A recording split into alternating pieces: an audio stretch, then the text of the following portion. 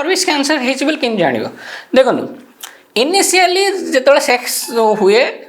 female मानकर जो मैंने वर्जिनिटी जस्ट लूज करती से समय ब्लीडिंग हो पारे but subsequently sexual activity bleeding हुए जदि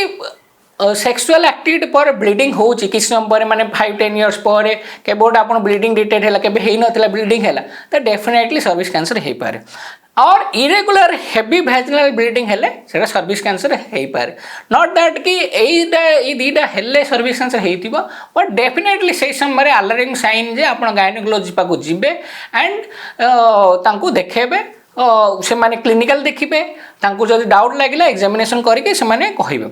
नेक्स्ट होज vaginal discharge जोटा वाटरी हो पार मिक्विड हो पार व्हाइटिश हो पार स्मेलिंग पुरुलेंट हो पार पस सहित मालड स्मेल हो पार युवाक यूजुअली इन्फेक्शन कारण बट यूजुअली आसोसिएशन न हो पारे